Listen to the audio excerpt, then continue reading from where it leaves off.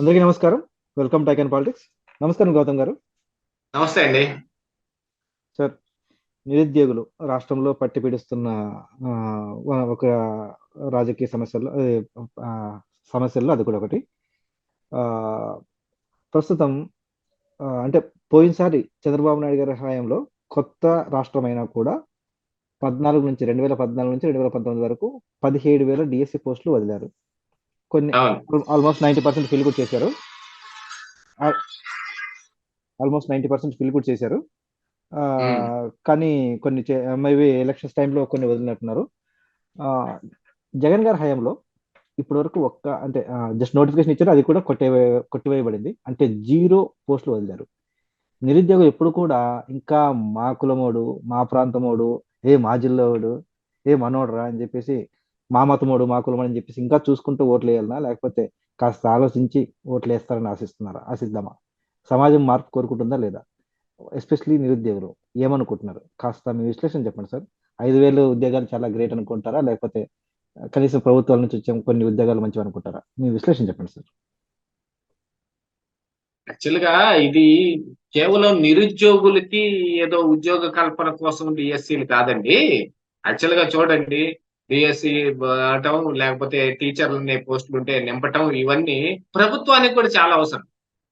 ఇప్పుడు ప్రజలకి మీరు ఒక చక్కటి వైద్యం అందించాలంటే డాక్టర్లను రిక్రూట్ చేసుకోవాల్సిందే. ప్రభుత్వం తరపు నుంచి మీరు చక్కటి విద్యను అందించాలంటే ఏ, టీచర్ని మీరు రిక్రూట్ చేసుకోవాల్సిందే. మంచి పరిపాలన అందించాలి అని అంటే మిగతా ఈ క్లాస్ 4 ఎంప్లాయీస్ కావచ్చు, క్లాస్ 2 ఎంప్లాయీస్ కావచ్చు, మొత్తం ఎంప్లాయీస్ అందరినీ ప్రభుత్వం వాళ్ళని రిక్రూట్ చేసుకోవాల్సిందేగా. అటన్నిటిని రిక్రూట్మెంట్ చేసుకుంటేనే కదా ప్రభుత్వం సజావుగా నడిచేది. పిల్లలకి మంచి విద్య రావాలన్నా, లేకపోతే పోలీసులో మనకి మంచి సెక్యూరిటీ అందించాలన్నా కూడా, చివరికి జగన్మోహన్ రెడ్డికి సెక్యూరిటీ అందించాలన్నా కూడా ఆ పోలీసు రిక్రూట్ అయ్యి వచ్చిన వాడే అయి ఉండాలి.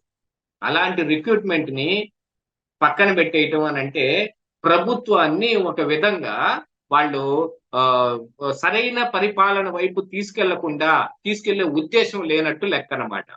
కేవలం అదేదో నిరుద్యోగులకు పనికొస్తుంది అనే ఎక్కువ మంది మాట్లాడుకుంటాం మూలాన నేను ఈ మాట చెబుతున్నాను గాని, నిరుద్యోగులకు ఉద్యోగాలు వస్తాయి, ఇది కేవలం వాళ్ళకి ప్రజల కోసం చేస్తున్న ఒక పని కాదు. ఇది ప్రభుత్వానికి కూడా అవసరమైన పని. మీరు రిటైర్డ్ అయిపోతున్న వ్యక్తులందరినీ మళ్ళీ రిక్రూట్ చేసుకుంటూ కొత్త వాళ్ళని రిక్రూట్ చేసుకుంటేనే కదా ఆ పనంతా సజావుగా సాగేది, పెండింగ్ ఫైల్స్ లేకుండా ఉండేది. ప్రభుత్వానికి ఆ మనుషులు అవసరం లేదా? ఆ విషయం కూడా గుర్తుపెట్టుకోవాలి వాళ్ళు. ఆ విషయాన్ని దేనికి గుర్తులేదు. మనకి ఎంతొస్తుంది, ఏమొస్తుంది, ఇదొక్కటే ఉంది. దాంతో పాటుగా ఏంటంటే, ముందు ఎవరన్నా ఉన్నారనుకోండి, అదే విపక్షాలు అధికారంలో ఉండి ఇప్పుడు వీళ్ళొచ్చారు, వాళ్ళ మీద బురద జల్లటం. వాళ్ళేమిచ్చారు?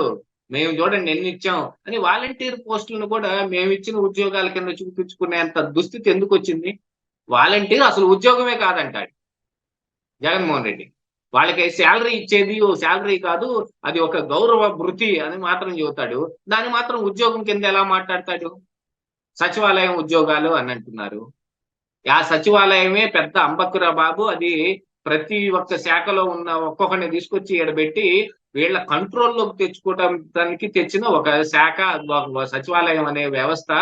అది చేతికి 5 వేళ్ళు ఉంటే 5 వేళ్ళు ఖచ్చితంగా పనిచేస్తూ ఉన్నా కూడా 6వ వేలు మొలిచినట్టు, అది ఎందుకు పనికి రాకుండా ఉన్నట్టు ఉంది అని కోర్టులే అభివర్ణించాయి.